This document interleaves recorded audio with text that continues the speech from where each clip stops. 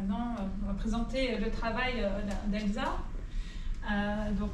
qui est au mur, mais on pourra voir l'atelier et l'arrière-boutique de ces pochettes que vous avez déjà peut-être vues en rentrant.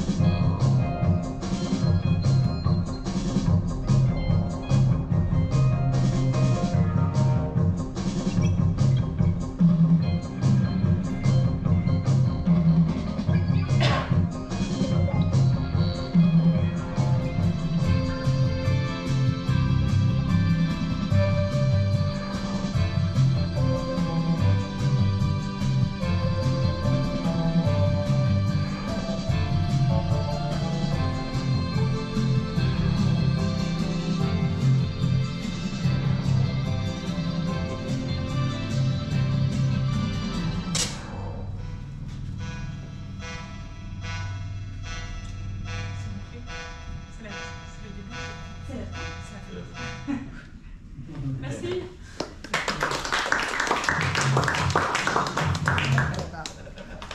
Moi, je suis ravie que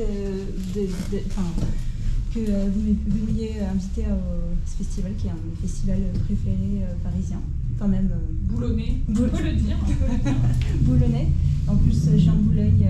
J'ai vécu la première moitié de ma vie à Boulogne, parce que j'étais ravie de revenir sur les lieux du crime. Alors, tu nous as dit, quand on t'a proposé les expositions, tu nous as dit, je suis tellement venue à cette médiathèque, quoi. Oui. En fait, pas pour dénigrer ma ville, mais dans les années 80-90, il n'y avait pas énormément de choses à faire à Paris. En Boulogne. Et si on allait au cinéma, il fallait aller à Paris, par exemple. Et c'est vrai que la médiathèque était juste, qui venait d'ouvrir. Il me semble que l'espace musique, elle venait juste d'ouvrir.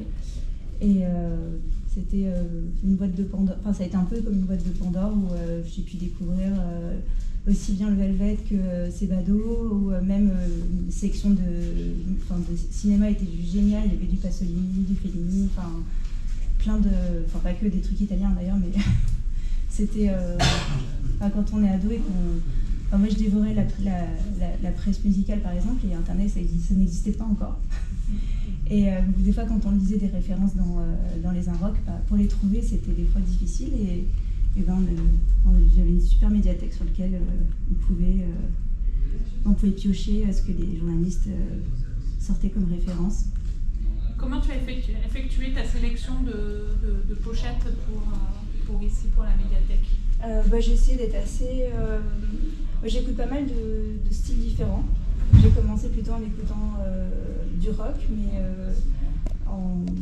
quand on est curieux, on navigue. Il y a des ponts qui nous font naviguer sur plein d'autres continents, en essayant d'être assez éclectique dans mes sélections, pas que du 60s ou pas que du l'indie, mais aussi bien du hip-hop que du jazz aussi. Tu disais par exemple qu'il y a des groupes que tu aimes bien, mais dont les pochettes sont assez difficiles à faire, comme The Fall. Oui, c'est vrai qu'au départ c'était plutôt. Mes premiers, ça fait longtemps que je fais ça, et les premières c'était plus axé sur vraiment mes goûts musicaux, et en fait j'ai été explorer d'autres. J'ai eu pas mal de personnes qui m'ont aussi commandé des pochettes pour eux, et pas toujours dans ce que forcément j'aimais, mais les projets étaient intéressants du point de vue graphique. Et donc du coup, c'est vrai que ça ça élargit et j'aime bien justement ne pas être, découvrir des nouvelles choses comme grâce au BDMX par exemple. Donc on peut te commander une pochette par exemple si c'est l'anniversaire d'un ou d'une amie, je veux faire un cadeau spécial, c'est une commande qui est possible. Oui, bien sûr, oui. Par contre, il faut anticiper en termes de temps parce que ça prend du temps. Tout mon travail en fait est fait à la main. Après ça se voit sur la vidéo je crois, mais tout est cousu et brodé à la main, découpé à la main. Donc oui, j'ai un petit peu ça met un peu de temps. Des fois ça met 2-3 jours pour la banane du Velvet, mais si c'est Pet Sounds, ça met plutôt un mois. D'accord. Et qu'est-ce qu'à BBMX cette année, c'est quel groupe qui te motive? En fait, il y en a plusieurs. Déjà Rapstrap et Certain Ratio, mais Rachel Hikes par exemple que j'ai déjà vu avec Trash Kit et même en projet solo, je suis hyper contente de la revoir. La Féline je connaissais, mais j'aimerais bien ça fait longtemps que je ne l'ai pas vue et je suis aussi contente de les Witch, pareil. Ah ouais, mais Witch. Je connaissais Witch, mais Jaco Garner aussi que je connais, du coup je pense que c'est hyper intéressant et puis découvrir des autres, je connais pas par exemple Pelada. Pascalou, Pelada, Pescada. Glaucome, non. Autre sujet. Donc 24-25 novembre, on sera là et... Il se trouve que le samedi 25, Elsa va commenter.